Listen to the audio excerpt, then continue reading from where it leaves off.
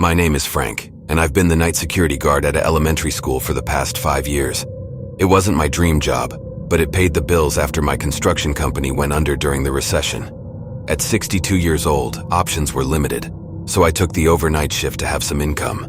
The first couple of years were pretty mundane, just long, lonely hours of patrolling the darkened hallways with only my heavy flashlight beam cutting through the blackness. The eerie quiet was occasionally broken by the building settling with ominous creaks and groans, but that was to be expected in an aging school constructed way back in 1952. You'd think the night shift at an elementary school wouldn't faze me much, but there's something deeply unsettling about being all alone in a place meant for the joyful sounds of kids and teachers during the day. It was around year 3 when I first noticed things that seemed off, little details that made the hairs on the back of my neck stand up. Like when I arrived for my 10 p.m. shift, I'd find boxes of supplies stacked in the janitorial closet, even though the day staff had already gone home hours ago. Or I'd turn a corner and catch a flicker of movement from the corner of my eye, only to shine my light down the corridor to find it deserted. Maybe it was just my aging eyes and nerves getting the better of me. The doc always did say the nights weren't good for an old man's health. Over time, the oddities became more pronounced and frequent. One night while making my rounds, I peered through the small meshed window of one of the classroom doors. All the chairs had been stacked up on top of the desks and shoved into the middle of the room, as if someone had randomly decided to rearrange the furniture after hours. I stood there stunned, my breath clouding up the mesh as I stared at the bizarre scene through the dim emergency lighting. Some nights I'd hear the distant echoing peal of children's laughter drifting from the empty cafeteria. The sound was so real and distinct that my heart would start pounding as I carefully crept in that direction, only to be met with silence and the cafeteria tables sitting neatly arranged, undisturbed. Maybe it's all in my mind after so many years of graveyard shifts without sleep. Maybe I'm finally cracking up from the loneliness and monotony, but I can't shake the unsettling feeling that there's something else here with me after the school lies abandoned at night. Something that doesn't want me around, leaving little warnings that I'm trespassing somewhere I don't belong. Just last week was the most unnerving experience yet.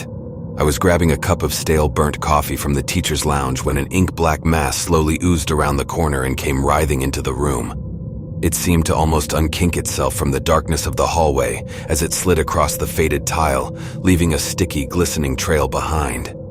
I froze, the styrofoam cup falling from my trembling hand as the shapeless thing pulled itself along in my direction with no recognizable face or features. The old fluorescent light started flickering and buzzing violently as it neared. I don't know what the hell is going on at that elementary school, but I keep replaying that night over and over, wondering if I actually saw what I thought I saw, or if it was just an incredibly lifelike night terror. At this point, after so many years on the graveyard shift, I've learned to just accept the unexplained happenings. Whatever that oozing black presence was, it's far from the strangest thing I've witnessed roaming these darkened halls after midnight. I'll continue making my rounds, keeping my eyes forward and my mind occupied. If I cross paths with any more bizarre occurrences, so be it. An old night watchman like me has learned to just keep on keeping on. I'll file it away with all the other eerie experiences, block it from my thoughts, and stay vigilant until my shift ends at 6 a.m.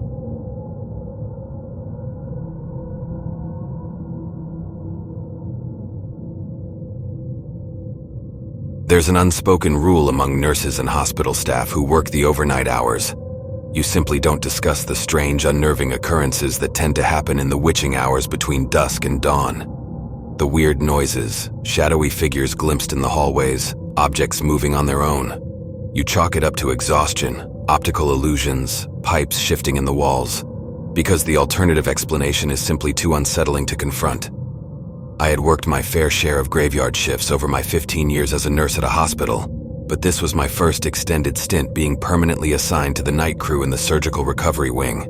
The locker room tales and hushed precautionary warnings from the veteran night nurses made me think I was prepared. But nothing could have braced me for what I witnessed that one fateful night, after I had been working the overnight shift for a solid week. The endless parade of dark, quiet nights was starting to fray my nerves in a way I had never experienced before. As one of the senior nurses, I was used to the chaos and urgency of the daytime hours in the OR. These long, isolating stretches of the overnight shift were starting to feel oppressive, like the weight of the entire empty hospital was slowly being lowered onto my shoulders. It was just after 3 a.m., and the night shift was dragging on endlessly. The hallways were dimly lit and eerily quiet, with just the occasional beep from a machine breaking the silence. I had just finished my rounds, checking on the few patients scattered throughout the surgical recovery wing. As I headed back towards the nurse's station, I caught some movement out of the corner of my eye.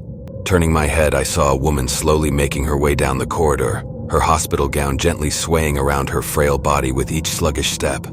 Her pale skin seemed to glow faintly under the harsh fluorescent lights. "Ma'am," I called out, "you shouldn't be out of your room this time of night. Let me help you get back to bed." She didn't respond or even glance my way. I quickened my pace to catch up with her. That's when a chill shot down my spine. Her feet weren't quite touching the floor as she drifted forward. "Everything okay over there, Ben?" The gruff voice of the night security guard startled me. I spun around to face him. Yeah, I thought I saw."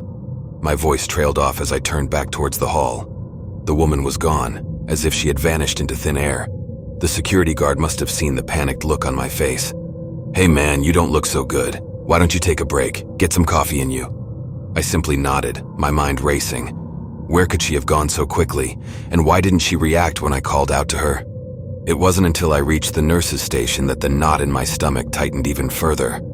There, among the files updating patient statuses, was Mrs. Daniels' chart with a solemn note stating the 87-year-old woman had passed away shortly after midnight, following complications from her surgery earlier that day.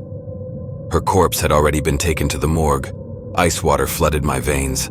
Room 314, where I saw the ghostly figure headed, was Mrs. Daniels' room at the far end of that hallway.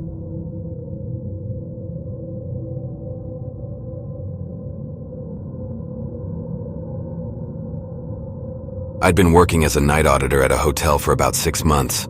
It was a decent job that helped pay the bills while I worked towards my accounting degree during the day. The overnight shift was a real grind, though. Keeping my eyes open between the lonely hours of 11 p.m. and 7 a.m. was always a struggle.